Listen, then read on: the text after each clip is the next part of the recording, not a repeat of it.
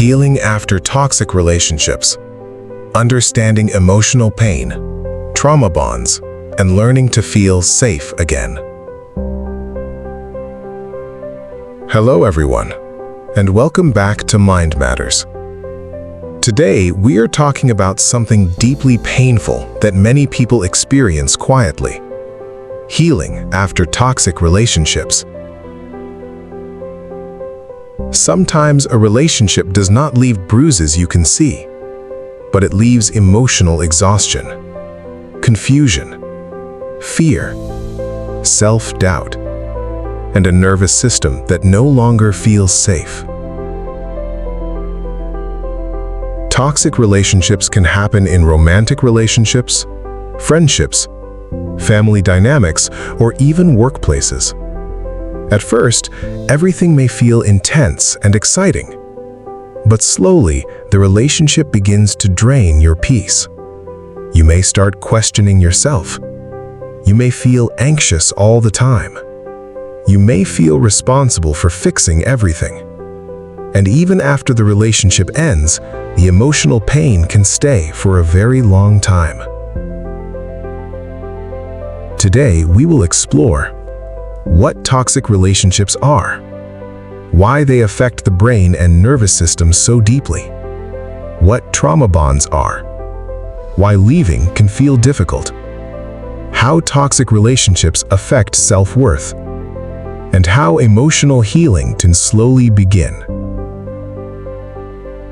Take a slow breath with me. Inhale. Exhale. Let's begin. Part 1. A toxic relationship is a relationship that repeatedly harms your emotional well-being. This does not always mean constant fighting or obvious abuse. Sometimes toxicity is subtle. The relationship may involve constant criticism, manipulation, control, emotional unpredictability, gaslighting, blame shifting, silent treatment, lack of emotional safety, fear of making mistakes. Over time, the relationship creates emotional stress instead of emotional support. Instead of feeling calm around the person, you feel tense. You begin monitoring your words and actions carefully. You may feel like you are always walking on eggshells. Part 2. One reason toxic relationships are difficult to recognize is because they are not painful all the time. There may also be moments of affection, kindness, or connection. This creates confusion inside the brain. The nervous system moves between stress and relief. Pain and comfort become mixed together. The person may hurt you emotionally and then later comfort you. This emotional inconsistency creates a powerful attachment pattern. The brain starts craving the moments of relief. This is one reason people often stay longer than outsiders understand. Part 3. Understanding trauma bonds. A trauma bond forms when emotional pain and emotional comfort become connected. The cycle often looks like this: conflict, pain, apology or affection, temporary closeness, then repeated pain again. The emotional highs and lows affect the brain strongly. Stress hormones increase during conflict. Then dopamine and relief appear during reconciliation. Over time, the nervous system becomes attached to the cycle itself. This is not weakness. It is a survival response. The brain learns to search for relief from the same person causing the pain. Part 4. Gaslighting and self-doubt. One common experience in toxic relationships is gaslighting. Gaslighting happens when someone causes you to question your own reality. They may say, "You are too sensitive. That never happened." You are imagining things. You are overreacting. Over time, self-trust begins to disappear. You may stop believing your own emotions. You may constantly ask others for reassurance. You may feel confused about what is real. This confusion can continue even after the relationship ends. Healing often involves rebuilding trust in your own thoughts and feelings again. Part 5. How toxic relationships affect the nervous system. Long-term emotional stress affects the nervous system deeply. The body may stay in survival mode. Common symptoms include anxiety, overthinking, difficulty sleeping, hypervigilance, feeling emotionally numb, mood swings, difficulty relaxing, fear of abandonment, low self-esteem. The nervous system becomes trained to expect emotional danger. Even peaceful situations may start feeling uncomfortable because the body has become used to stress. Part 6. Why leaving can feel so hard. Many people ask themselves, why did I stay? Why do I still miss them? Why do I feel attached even after being hurt? These questions often create shame. But emotional attachment is complicated. Humans naturally seek connection, and toxic relationships often involve cycles of hope. The person may believe, maybe things will improve. Maybe if I try harder, things will change. Maybe the loving version of them will return. Leaving may also bring grief. Not only grief for the relationship itself, but grief for the future you hoped for. Part 8. The loss of identity. Toxic relationships often slowly change how people see themselves. You may begin shrinking your personality to avoid conflict. You may stop expressing needs or opinions. You may lose confidence in your decisions. Over time, sometimes people say, I do not feel like myself anymore. Healing involves reconnecting with the parts of yourself that became quiet. Your interests, your voice, your boundaries, your emotions. Part 9. Understanding emotional flashbacks. After leaving a toxic relationship, small situations may trigger strong emotional reactions. A delayed text message, a change in someone's tone, criticism, distance. The nervous system remembers past emotional pain. Even when the current situation is safe, the body may react as if danger is returning.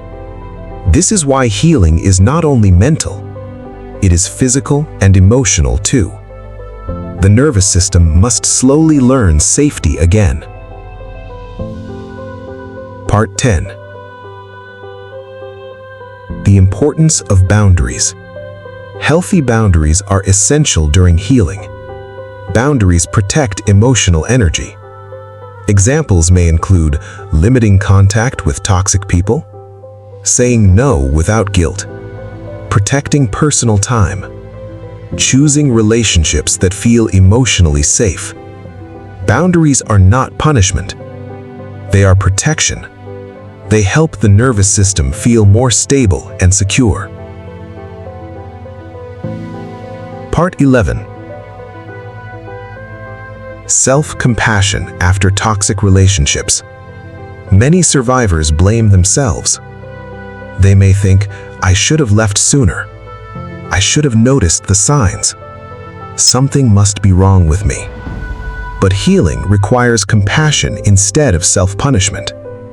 You survived using the tools your nervous system had at the time. You adapted to emotional stress the best way you could. Now, healing means learning new patterns, gentler patterns, safer patterns. Part 12. Rebuilding self-trust. One important part of recovery is rebuilding trust in yourself. This may begin with small steps: listening to your emotions, respecting your boundaries, making small choices for yourself, honoring your intuition. Over time, self-trust grows stronger. You begin feeling safer inside your own mind again. Part 13. Safe relationships and healing. Healing often happens through healthy connection. Safe relationships feel different from toxic ones. In safe relationships, you can express emotions without fear. You are respected. Conflict can happen without emotional punishment. You do not feel constantly anxious. Your nervous system feels calmer. Healthy love feels stable, not chaotic. Peaceful, not confusing. Part 13. Guided Healing Moment. Let us pause together. If you feel comfortable, close your eyes. Take a slow breath in and slowly breathe out. Place a hand on your chest. Notice your breathing. Notice the support beneath your body. Now quietly repeat, I deserve emotional safety. I deserve respect. I deserve peace. My past does not define my future. Take another slow breath. Allow your shoulders to soften. Your nervous system is learning safety again. Part 14. Moving forward after toxic relationships. Healing is not about pretending the pain never happened. It is about learning from it without remaining trapped inside it. Some days, healing feels strong. Some days, grief returns. Both are normal. Recovery is rarely perfectly straight. But every moment of awareness matters. Every boundary matters. Every act of self-care matters. Each step teaches the brain and body something new. Safety exists. Peace exists. Healthy love exists. Part 15. Important reminders. If you are healing after a toxic relationship, remember, you are not weak. You are not broken. Your emotional reactions make sense based on what you experienced. The confusion, anxiety, grief, and self-doubt are part of the healing process, but they are not permanent. With time, support, and self-compassion, healing becomes possible. Closing message. Today we explored healing after toxic relationships. We discussed trauma bonds, emotional survival patterns, nervous system responses, and rebuilding self-worth. Most importantly, we talked about hope, because healing is possible. Your nervous system can learn calm again. Your heart can feel safe again, and your identity can return stronger than before. Take one last slow breath with me. Inhale. Exhale. You deserve relationships that feel safe, respectful, and peaceful. You deserve emotional freedom. This is Mind Matters. Be gentle with your mind. It is learning to trust again.